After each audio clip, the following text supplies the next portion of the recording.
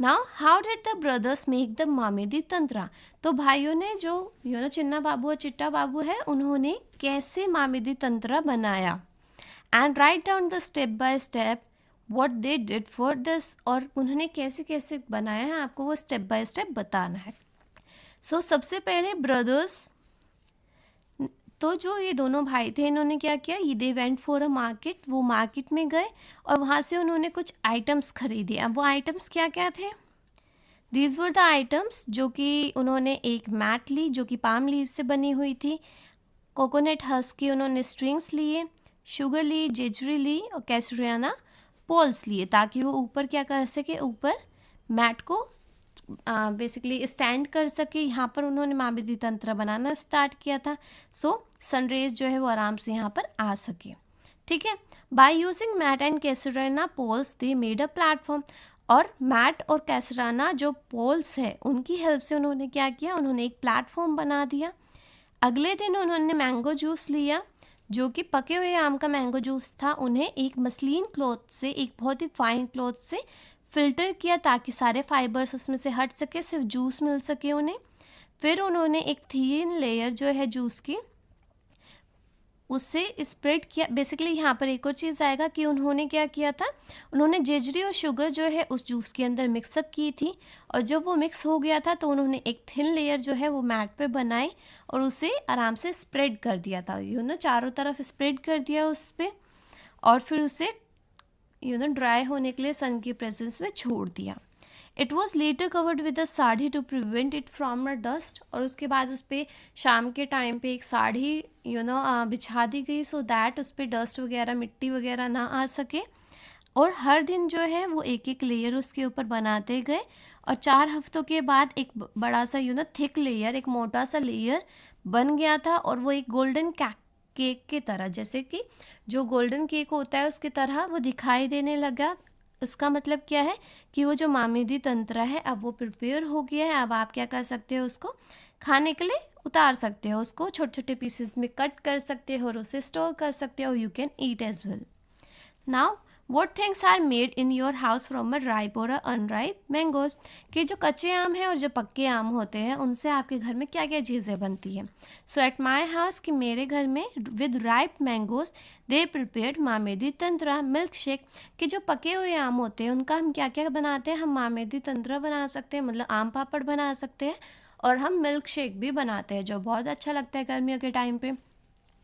और जो unripe mangoes है, अनराइप मैंगोज़ मतलब जो कच्चे आम होते हैं उनसे हम अचार और चटनी बनाते हैं और इवन सब्जी भी बना लेते हैं।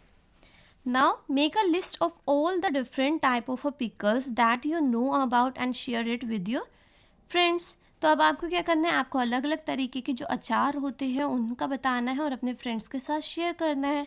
अगर हम बात करते हैं अलग अलग तरह के अचार्स के, तो मैंगो पिकल्स होता है, मतलब आम का अचार होता है, लेमन पिकल होता है, नींबू का अचार, मिक्स्ड वेजिटेबल पिकल होता है जिसमें बहुत सारी सब्जियों को मिक्स करके अचार बनाया जाता है, आंवला पिकल होता है जिसमें आंवले का अचार जिसे हम बोलते हैं, और बहुत सारे पिकल्स होते हैं जैसे कि अगर हम हरी मिर्च का अचार होता है, तो बहुत सारे अचार होते हैं। तो आपको जो भी पता है जो आपके घर में बनते हैं आप यहाँ पर वो लिख सकते हैं।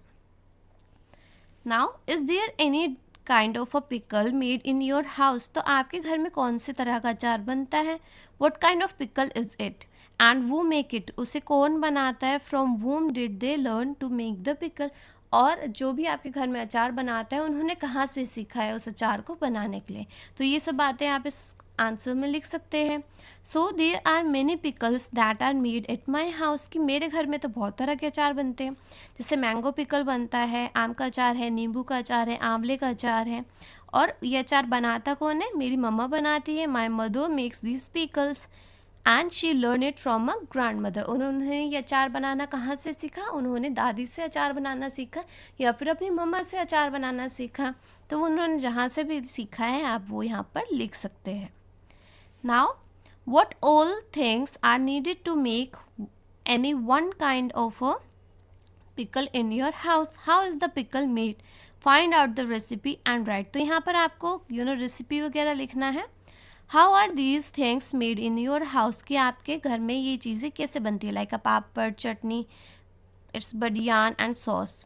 सो पापड़ जो है बेसिकली ये उड़द से या साबूदाना या पटेटो से बनते हैं। और साबूदाना पापड़ बनाने के लिए हमें क्या करना पड़ता है, हमें साबूदाना को लेना पड़ता है, उसे पानी में भिगोना पड़ता है और उसको पेस्ट बना लेते हैं मिक्सी के अंदर। उसके बाद हम उसमें सॉल्ट डाल सकते हैं, नमक डाल सकते हैं, स्पाइसेस डाल सकते हैं। तो जितने स्पाइसेस आपको पसंद है, मिर्च वगैरह, आप उसके हिसाब से डाल सकते हैं। And then putting on a moist cloth with required size and leaving it to dry.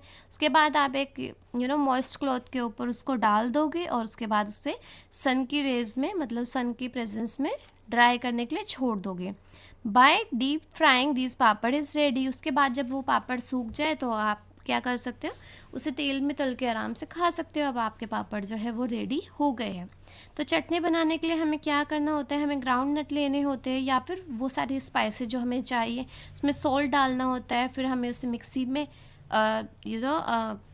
Piece देना होता है। और उसके बाद अपने टेस्ट के अकॉर्डिंग आप अपनी चटनी को प्रिपेयर कर सकते हैं। आपको किस टाइप की चटनी पसंद है, आप उसमें आम का अचार भी डाल सकते हो।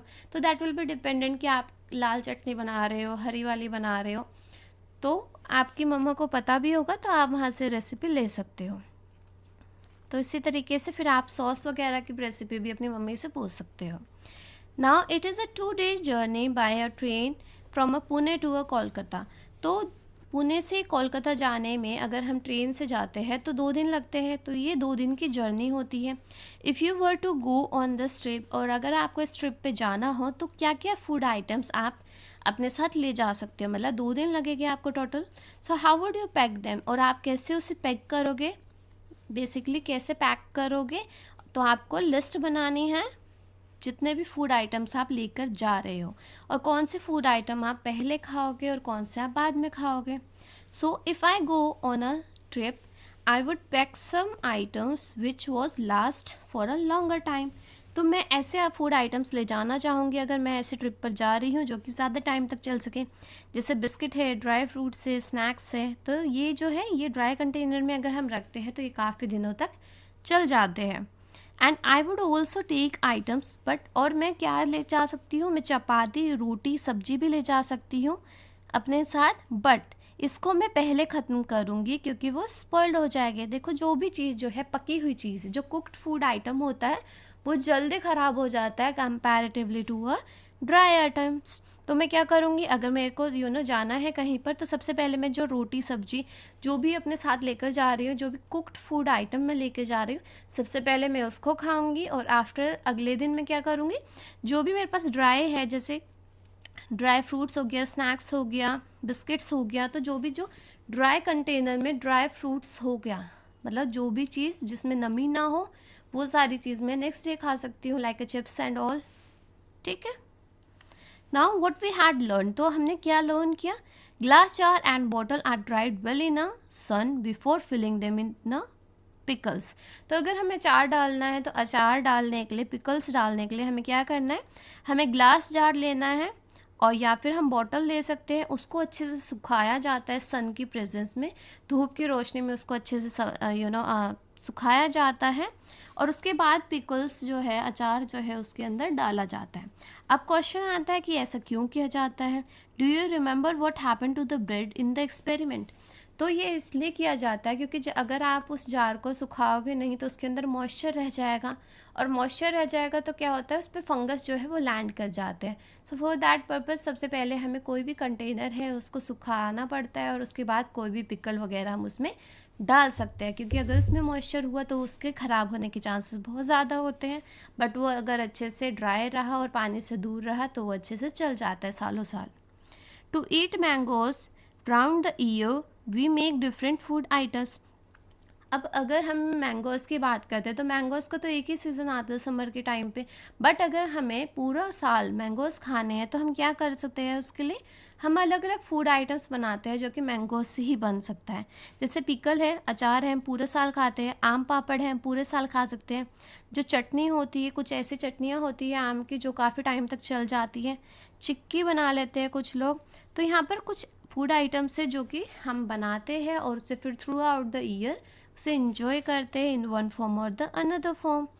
Now glass jar and bottles, तो यहाँ पर I already told you about it, तो yes I remember the bread got spoiled, कि मुझे पता है कि ब्रेड जो है वो ख़राब हो गई थी। तो जो ग्लास जार है या बोतल है उसको ड्राई किया जाता है सन की प्रेजेंस में, ताकि हम उसमें अचार डाल सके, क्योंकि अगर उसमें मॉइस्ट रह जाता है, मतलब उसमें मॉइस्चर रह जाता है, नमी रह जाती है, तो उसमें जो फंगस है वो क्या करेगी, वो उसमें आराम से आ जाएगी और आपके जो अचार है उसको स्पॉइल्ड कर देंगे, ख़राब कर देंगे। और हमें ये बात पता है कि अचार बनाने में तो बहुत मेहनत लगती है। सो इसलिए हम क्या करते हैं, हम ग्लास जार को पहले सन की प्रेजेंस में धूप की रोशनी में सुखाते हैं ताकि वो ख़राब ना हो। To eat mangoes round the year, हम अलग अलग चीज़ें बनाते हैं, जैसे पिकल है, आम पापड़ है, चटनी है, चिक्की है। तो आप यहाँ पर अपना लिख सकते हो आपको क्या क्या बनाना है या फिर आप क्या क्या बनाते हो। So here are a few other food items with which we make a different things so that we can enjoy throughout the year, कि हम अलग अलग चीज़ें बनाते हैं जिससे कि हम पूरे साल आराम से उसको एंजॉय कर सकें। जैसे कि मुरब्बा, कुछ लोग जो है वो वाइट गॉड और आंवला से क्या करते हैं, मुरब्बा बनाते हैं। कुछ मिल्क से पेड़ा बनाया जाता है। बनाना चिप्स जो है वो बनाए जाते हैं, क्योंकि बनाना चिप्स काफ़ी टाइम तक चल जाते हैं। वेजिटेबल्स को ड्राई किया जाता है सन की प्रेजेंस में, ताकि उनको बाद में यूज़ किया जा सके। तो ऐसी बहुत सारी चीज़ें हैं जो कि हम घरों में यूज़ करते हैं, सो दैट हमारा जो फूड आइटम है वो काफ़ी टाइम तक चल जाए, ख़राब ना हो। So now our chapter is completed. Thank you for watching. अगर अभी तक आपने हमारे चैनल को सब्सक्राइब नहीं किया है तो please do subscribe Vedant classes class 5th EVS, और आपको यहाँ पर EVS से रिलेटेड क्लास 5th की सारी वीडियोस मिल जाएगी। So please do subscribe, like, share and subscribe.